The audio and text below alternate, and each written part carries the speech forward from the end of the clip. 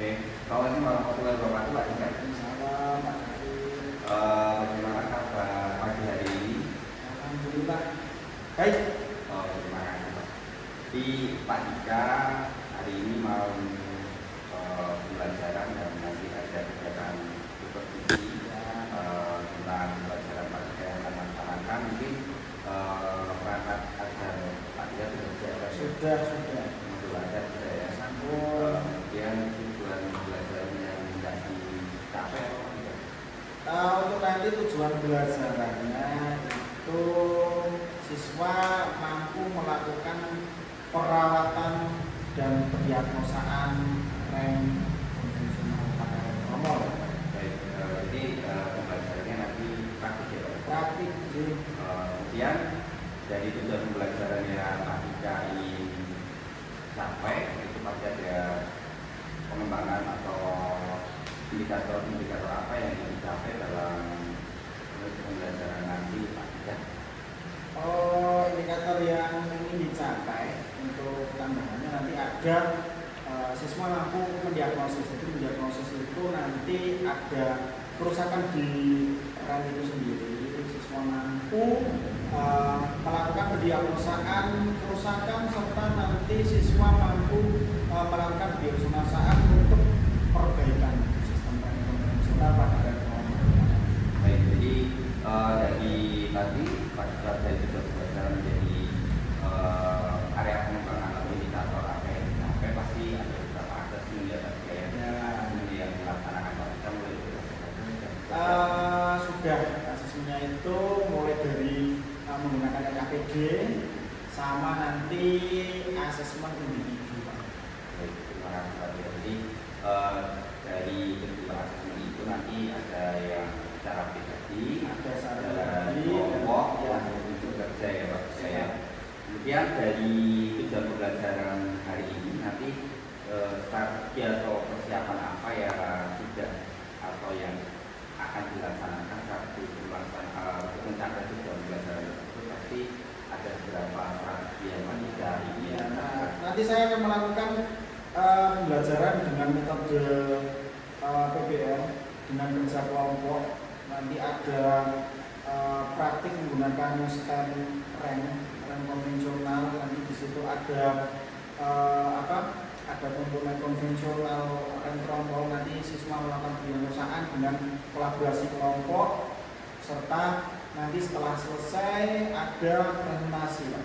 Jadi itu untuk meningkatkan kolaborasi, untuk meningkatkan pengetahuan siswa dan serta untuk meningkatkan pemahaman siswa tentang praktik dan materi tentang sistem rem. Dan untuk tugas individu sendiri nanti bisa meningkatkan pengetahuan siswa dalam artian nanti bisa menjelaskan tentang fungsi rem, cara kerja rem, kondisi kerjanya, terus kerusakan dan sebagainya. Jadi nanti dari tujuan pembelajaran kemudian indikator apa yang dicapai dan strategi yang dicapai di pembelajaran nanti yang akan kita laksanakan untuk nanti berjalan dengan lancar. Kemudian nanti kita kembali di bengkel untuk kegiatan supervisi kali ini. Semoga kegiatan ini berjalan lancar dan tidak ada hambatan dalam melaksanakan supervisi nanti. Ada pertanyaan atau saran yang ingin disampaikan Pak Dika? Kesepakatan kali ini. Kali ini sepertinya belum. Terima kasih Pak Dika atas waktunya. Nanti kita ketemu di bengkel untuk proses pembelajaran yang akan dilaksanakan oleh Pak. Terima kasih Pak Dika. Ya, sama-sama. Oke, assalamualaikum warahmatullahi wabarakatuh. Berjumpa kembali dengan saya dan pembelajaran TKR dan kendaraan ringan dengan pembelajaran stasis di sistem rem. Oke, untuk kali ini sebelum mulai pembelajaran seperti biasa berdoa dulu agar nanti kita prakteknya lancar dan aman. Oke, untuk ketua kelas Mas Dewa silakan persiapkan untuk berdoa. Yuk. Ya, siap, berdoa mulai. Bismillahirrahmanirrahim.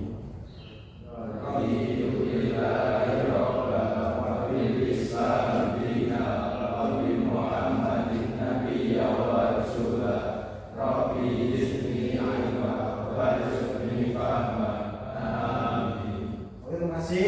Selanjutnya sebelum Bapak presentasi, kali ini kita untuk nasionalisme kita menyanyikan Indonesia Raya bersama-sama. Silakan untuk berdiri dahulu.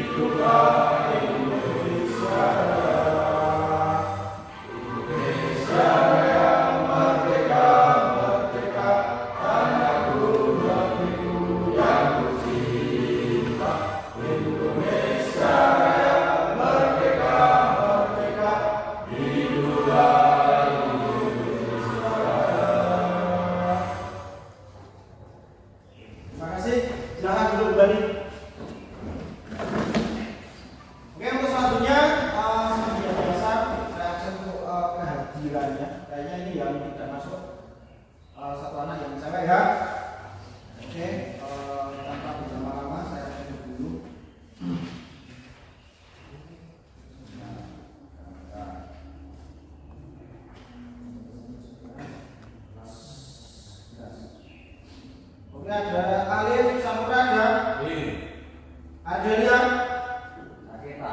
Sakit ya, Bima Pratama, Adli, terus Fendi, Gilby, ada Kurniawan, Rifki Pratama, ada Tegar,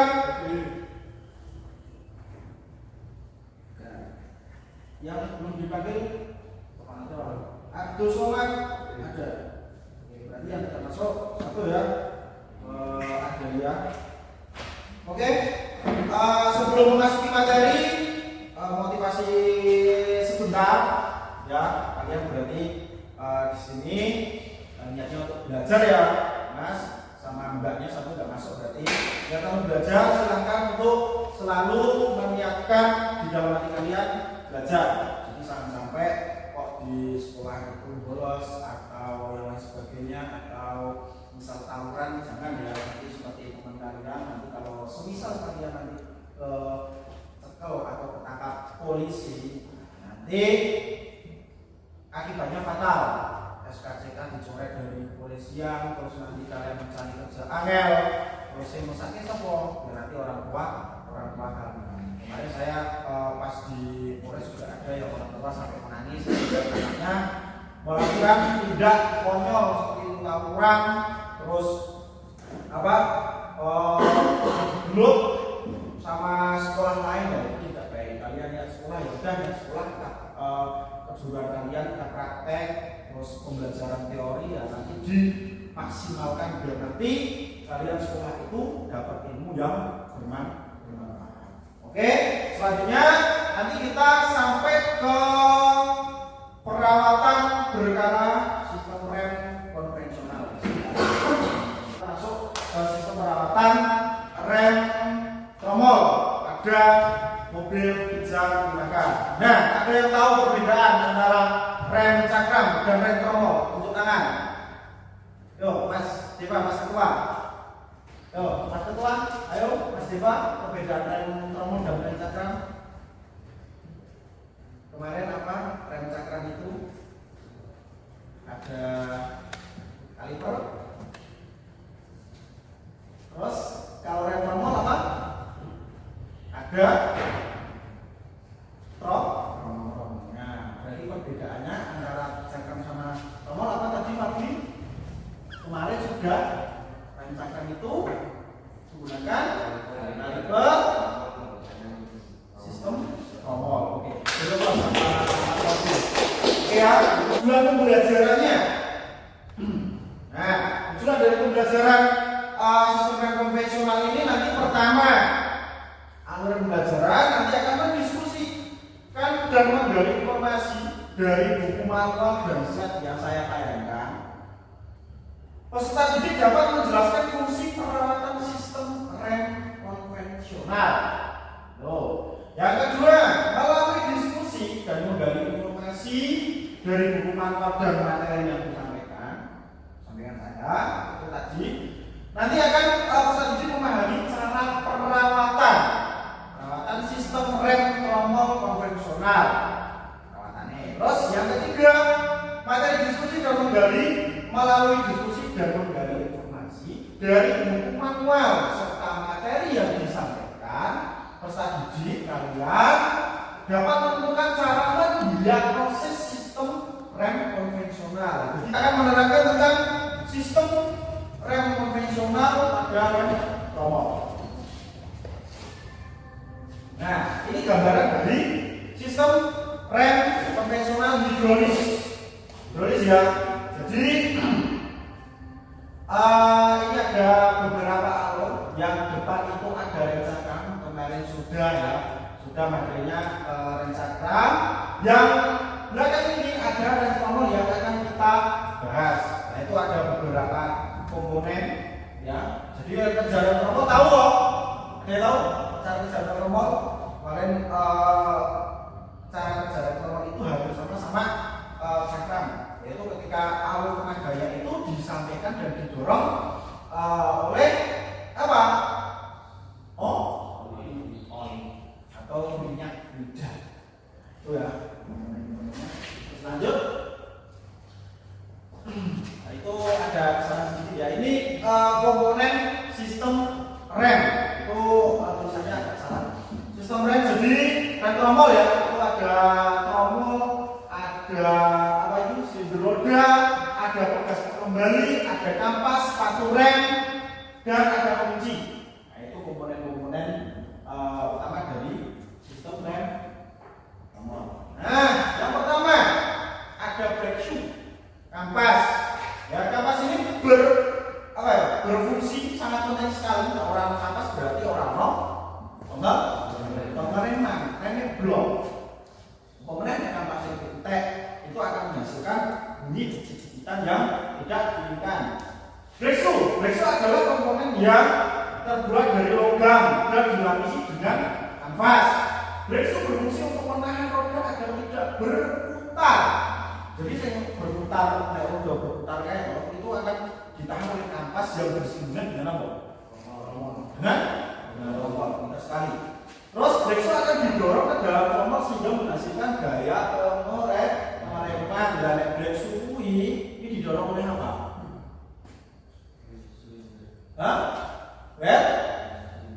Well silinder betul atau silinder roda. Jadi silinder roda ini ada piston kanan kiri yang nantinya akan mendorong kampas ini bergerak bersinggungan dengan tromol. Ada silinder master atau master silinder.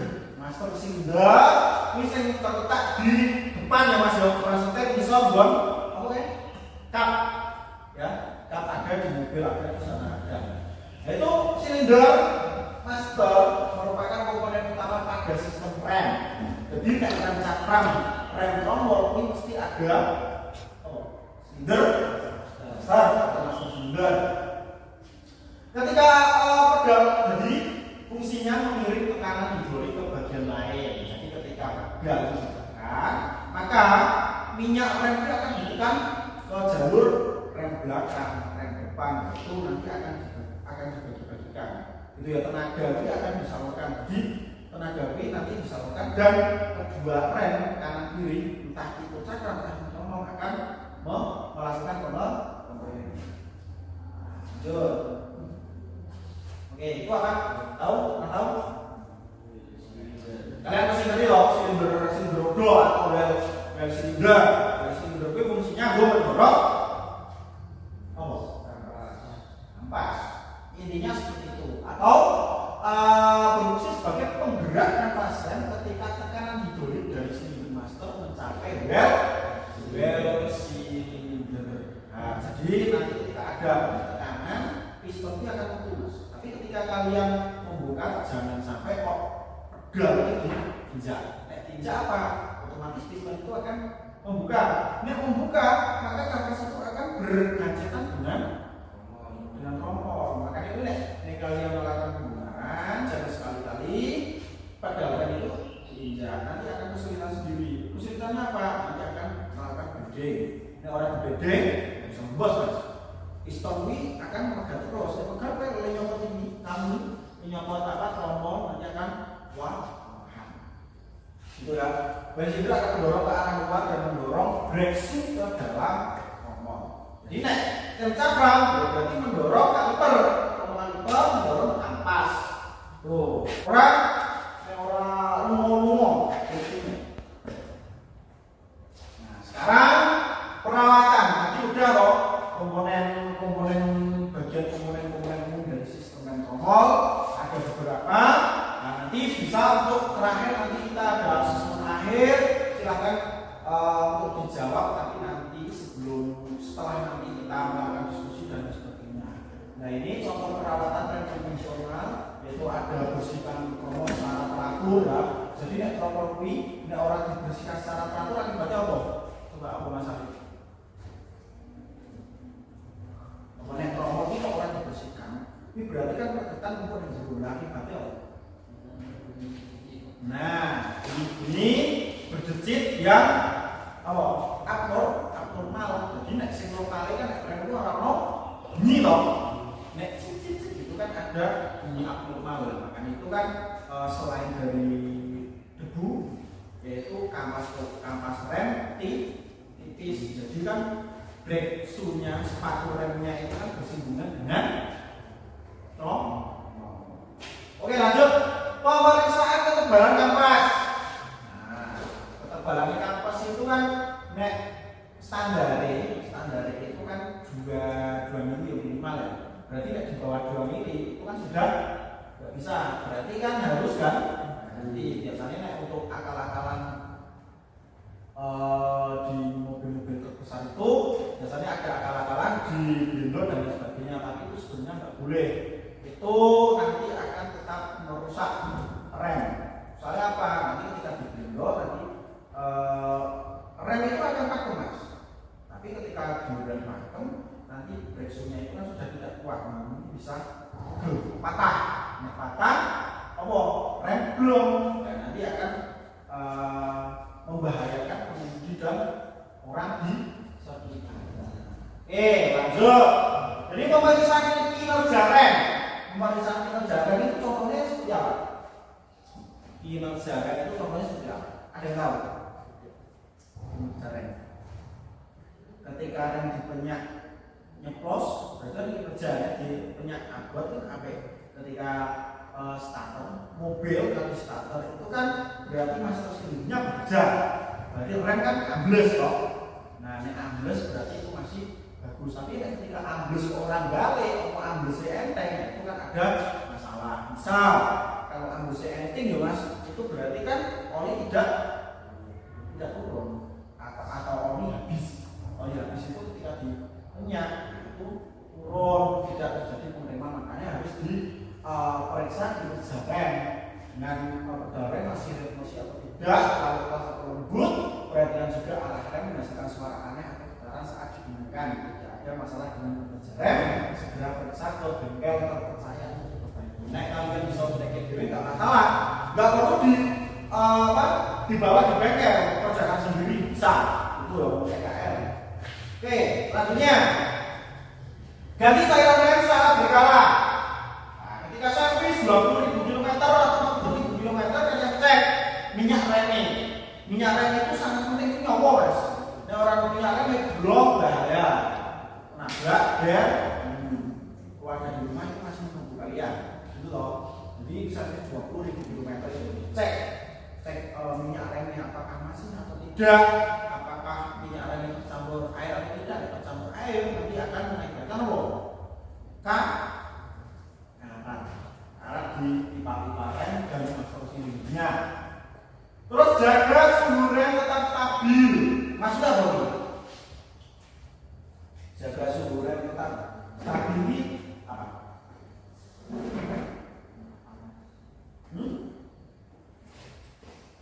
Nek panas itu mengakibatkan apa? Rem panas itu mengakibatkan apa? Ada yang tahu? Plus ya. Jadi ketika rem itu kan memuai. Jadi panas itu tidak ada pergesekan mas.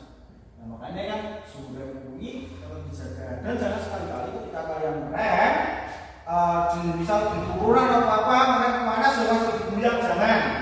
Itu gampang memuai lengkong mas. Nanti nek lengkong yo akibatnya nanti iso ngantong dan sebagainya. Rem tidak bisa dengan maksimal. Jadi nek kalian ingin kemana ke daerah dataran tinggi, kalau kok naik terus turun gitu ya, turun orang goyang pendekatan, itu nggak usah digoyang dan sek. Nanti lanjut perjalanan soalnya itu akan merusak komponen rem. Lanjut periksa gas rem. Kita sadar dan normal berfungsi untuk mengembalikan posisi kapas rem setelah digunakan. Nah, ini tadi nek praktek kok gasnya masang saksae, maka apa? Remnya akan kerja tidak maksimal. Nanti akan yang dirugikan yang punya mobil. Nanti nek gasnya kok dipasang di orang bener ya, orang ngerem, nanti yang disalahkan yang pasang atau mekaniknya itu membahayakan sekali. Kampasnya tidak orang dari sebelum dan sebagainya. Oke, itu perawatan atau komponen-komponen sistem rem konvensional. Nah, setelah materi ini saya sampaikan, nanti saya akan bagi kelompok menjadi 2 kelompok untuk pendiagnosaan dari komponen rem yang ada. Nanti di sana ada komponen A dan ini ada B. Dan nanti kelompok pertama ada A, kelompok kedua B. Ya. Terus nanti saya akan membagi per kelompok, berarti satu kelompok nanti kelompok A. Nanti kelompok A ada Fladli, terus ada Alif, ada Dewa, dan satu lagi ada Gar. Nah, yang kelompok kedua ini berarti ada 5 anak. 5 anak nanti ada Rifki, ada Fendi, berarti kelompok B ya.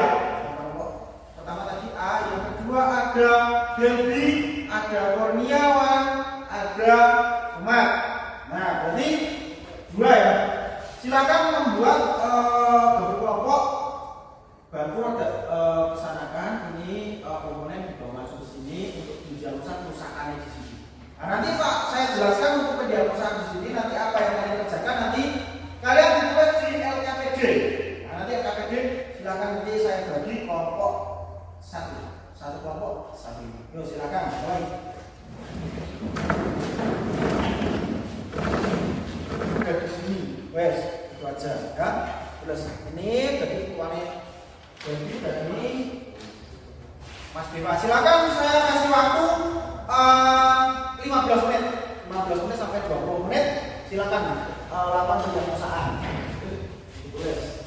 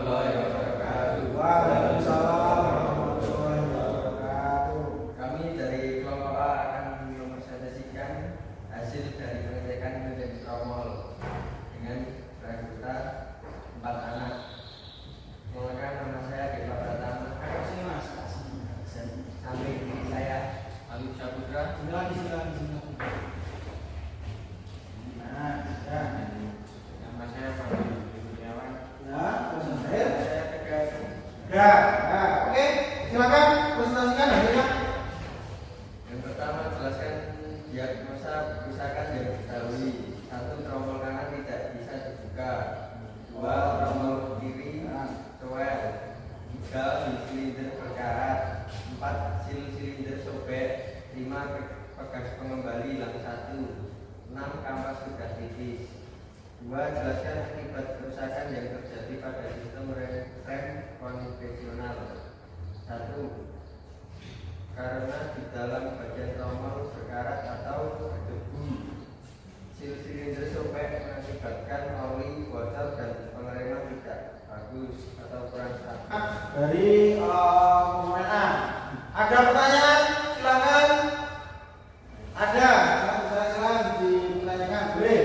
Kalau rem bersuara itu dipakai apa? Oke, itu bisa dijawab.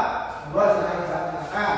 Karena di dalam tromol bagian tromol berkarat atau berdebu.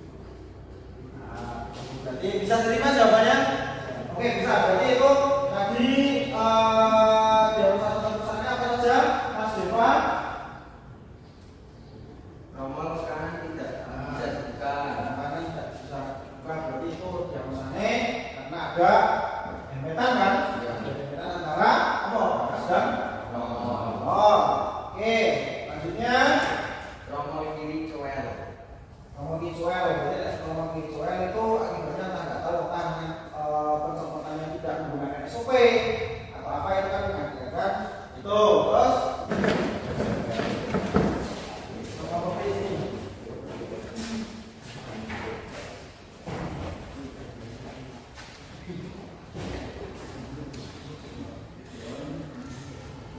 Terus agak ke sini, agak kiri.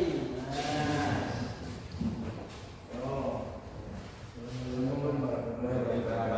Waalaikumsalam warahmatullahi wabarakatuh. Kami dari kelompok B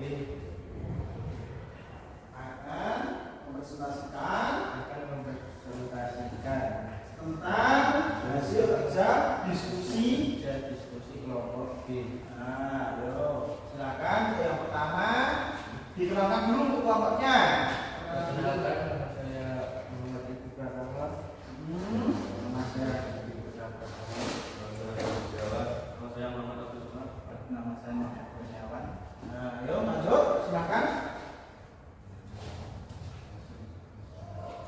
Dibacakan untuk hasil dari diskusi kelompoknya. Kelompok kalian dulu. Jelaskan diagnosa kerusakan yang diketahui. Silinder 1 silinder mesinnya rusak. Nah, rusak. Terus dibakar dulu, nanti dijelaskan kembali. Yuk, lanjut. Pengunci hilang. Silakan untuk kelompok A diperhatikan. Nanti bisa dikasih pertanyaan kalau ada yang kurang jelas. Lanjut. Tidak konsisten hilang. Ajuster ya. 4 kampas rem tipis perlu diganti. Tromol hilang 1 Ya. dan pegas pengembali hilang. Ya, terus lanjut. Jelaskan akibat kerusakan yang terjadi pada sistem rem konvensional. Tidak bisa direm. Ya.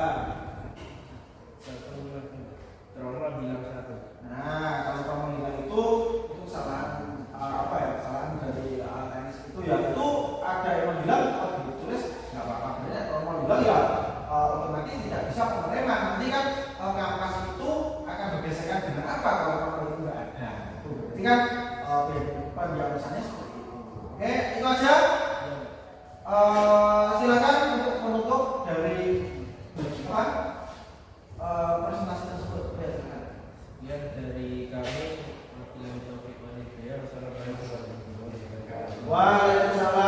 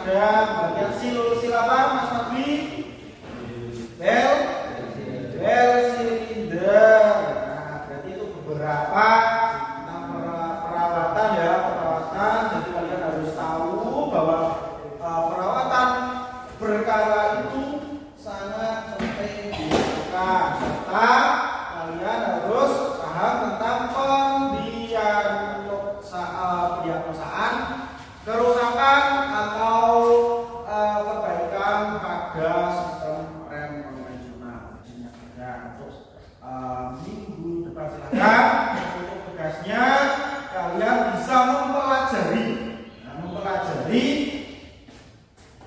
apa saja sih yang dilakukan untuk perawatan sistem rem konvensional, khususnya pada rem tromol, rem cakram juga bisa. Terus apa saja sih contoh-contoh kerusakan? Nah, kerusakan di dalam rem konvensional, contohnya tadi kan ada, ya kalian nanti tugasnya bisa melihat di YouTube dan lain sebagainya, kalian pelajari dan kalian nanti ketika praktek selanjutnya kalian bisa lancar, aman dan terkendali dan lain sebagainya. Mungkin itu ya, tanpa berlama-lama. Silakan untuk Mas Deva memimpin doa untuk sudah selesai pembelajaran hari ini. Silakan. Doa mulai. Bismillahirrahmanirrahim. Allahumma arinal haqqa haqqan warzuqna ittiba'ah wa arinal batila batila warzuqna ijtinabah. Amin. Oke, sekian dari saya. Saya akhiri, wabillahi taufiq wal hidayah. Wassalamualaikum warahmatullahi wabarakatuh. Oke, baik. Assalamualaikum warahmatullahi wabarakatuh, Pak Dika. Terima kasih atas waktunya untuk kita informasi tentang yang kemarin Pak Dika sudah laksanakan di modul ajar Pak Dika yang sudah diterapkan di pembelajaran Pak Dika. Bagaimana untuk tujuan pembelajaran Pak Dika selama pembelajaran, apakah sudah tercapai?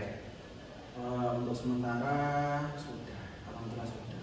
Mahasiswa melakukan perawatan berkala rem konvensional itu, alhamdulillah siswa sudah mencapai tujuan pembelajaran. Dari tujuan pembelajaran kemarin Pak Dika sudah tentukan, mungkin ada beberapa kendala tentang dalam pembelajaran itu, mungkin ada minat atau mungkin siswa itu kurang semangat, masih ada beberapa, apakah ada catatan tertentu Pak? Untuk catatan tertentu mungkin siswa ini sih kurang ada sebagian siswa yang kurang untuk bekerja. Misal ya di metode pembelajaran ada bekerja kelompok, itu siswa kurang ada yang kurang minat untuk bekerja kelompok, kurang kompak lah intinya. Tapi cuma beberapa aja. Untuk yang lainnya insya Allah nggak ada kendala, berjalan dengan lancar dan siswa menyukai tentang praktek tersebut. Makanya kan untuk tujuan pembelajaran kan tercapai karena ya, banyak siswa yang sudah bisa dan minat untuk pembelajaran seperti itu. Mungkin saya mau tanya untuk Pak Dika ya, dari tujuan pembelajaran itu di pembelajaran yang Pak Dika lakukan, ada beberapa asesmen yang dilakukan untuk mengetahui potensi dari peserta didik. Mungkin bisa diceritakan. Ada yang pertama itu ada asesmen kelompok itu nanti untuk kelompok itu nanti bekerjasama menuntaskan masalah yang saya berikan tentang misal pendiagnosaan tentang rem konvensional di rem tromol, yaitu mendiagnosa di stent.